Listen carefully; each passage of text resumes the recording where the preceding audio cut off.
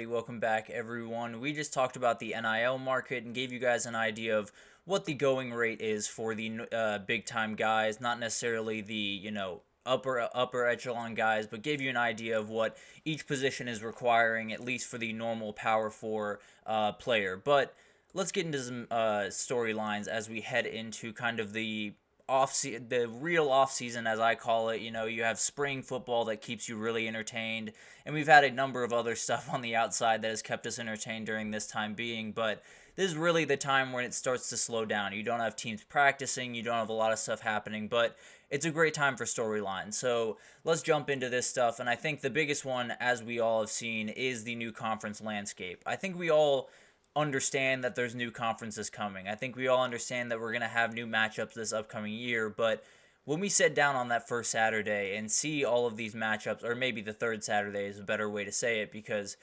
conference matchups, but at the end of the day, once we sit down for that first full conference slate and we see some of these matchups, it's going to be a little bit jarring. It's going to be really weird to see UCLA playing in Piscataway, New Jersey, and Oregon playing in State College, Pennsylvania, and USC playing in Ann Arbor, Michigan.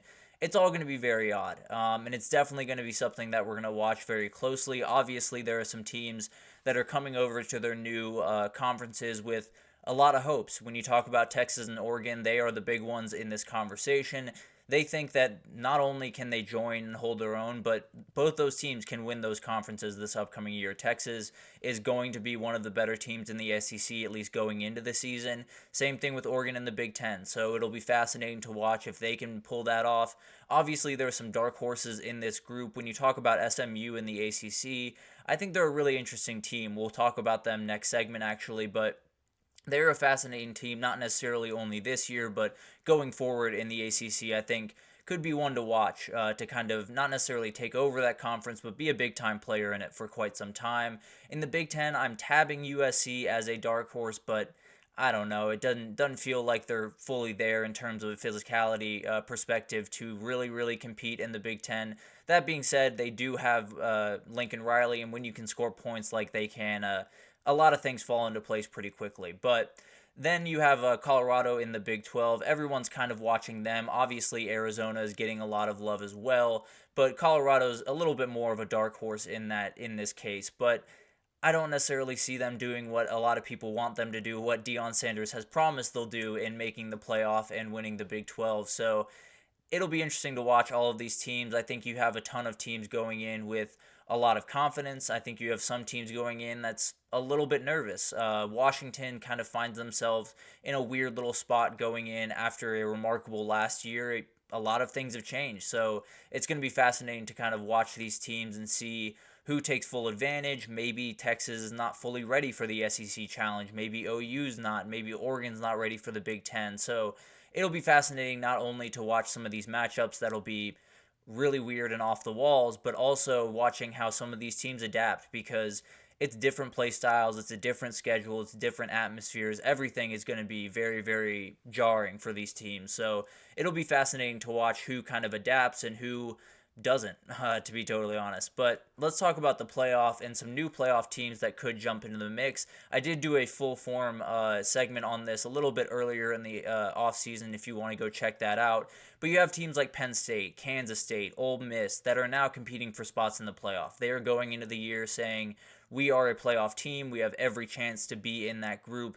And that doesn't even include the group of 5 teams, which is 2 times the list. I mean, you could add probably 20 teams to that list that actually have a realistic shot of getting that group of 5 spot, because one, you don't know which conference it's going to come from, but also those conferences are a little bit more variable than the ones up top, and definitely have some teams that are lurking in the background that definitely could make some big time noise. UNLV is a big time player in this. Boise State might be the going favorite to be that group of 5 team, but it's going to be fascinating to watch all of this unfold. Late season games are going to be totally different than they have been in the past.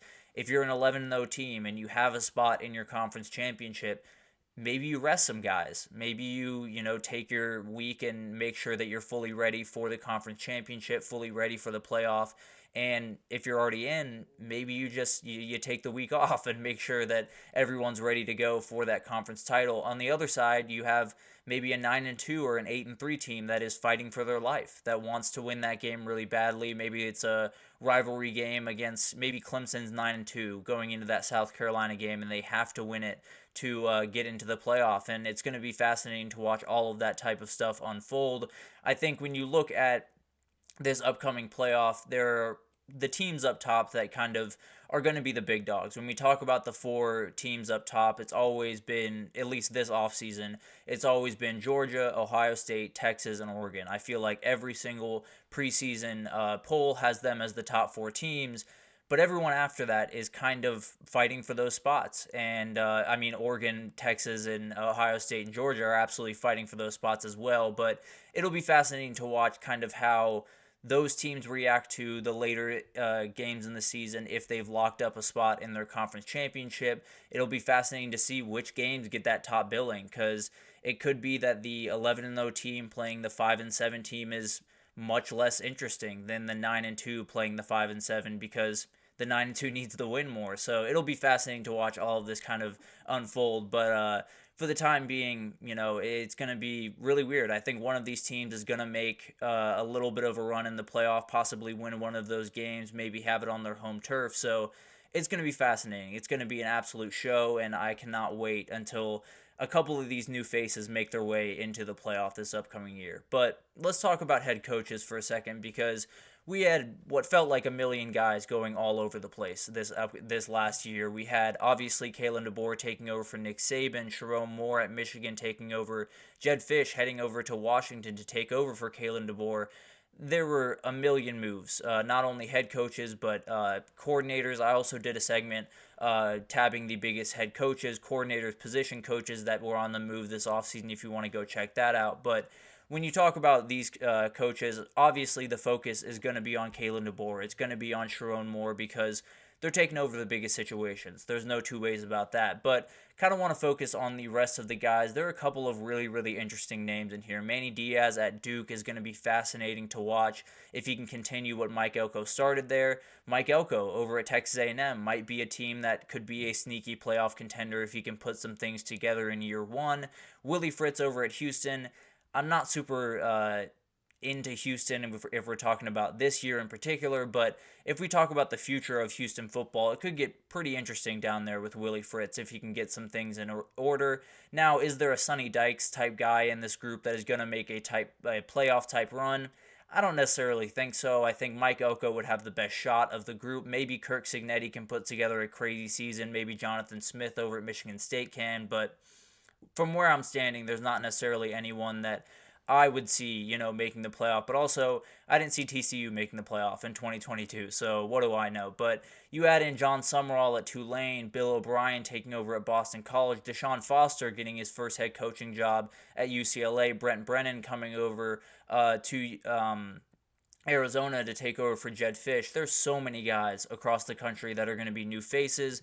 The biggest and most jarring one is going to be Kalen DeBoer taking over for Alabama, but there's plenty of people to watch around the country, and I cannot wait to see which one makes their statement, because it feels like a new head coach makes their statement pretty much every year recently.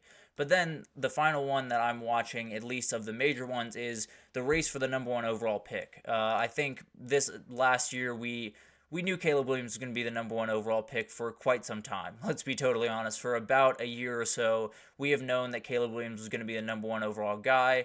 It was just kind of waiting for that to happen. This year, not so much. There are tons of guys that absolutely could make that jump. When you talk about Carson Beck, Quinn Ewers, Shadur Sanders, James Pierce Jr., the edge rusher, Travis Hunter, Will Campbell, Kelvin Banks, all of those guys could be the number one overall pick. And weirdly enough, I think it has less to do with what's going on in college football and more to do with what's going on in the NFL. Obviously, there's different positional needs for different teams. I think if you find the Panthers up there, as they have been the past couple of years, you would see maybe a Will Campbell or a Kelvin Banks go. If you see some other teams up there that maybe need a quarterback, maybe the Raiders are high up there. You have Carson Beck, Quinn Ewers, Shadur Sanders on the board. So tons of guys that absolutely have their claim into maybe being that number one overall pick. My bet is Carson Beck if I had to pick someone today. I think he's going to put up absolutely crazy numbers, and I think there's going to be a scenario where, regardless of who that number one team is, they're going to be able to trade, do whatever they need to do. Someone's going to want to get this kid really badly, and I think he's going to be the number one guy off the board. But let me know in the comments who you think is going to be the number one overall pick. It's obviously a very, very interesting battle, and will be fascinating to watch not only what's going on in college football with this, but also what's going on in the NFL and how that can kind of impact these guys. But we'll take our third break here, and when we come back, we're going to do some spring overreactions. We're going to talk about the ACC again, get into Florida State, SMU, North Carolina State, and Duke.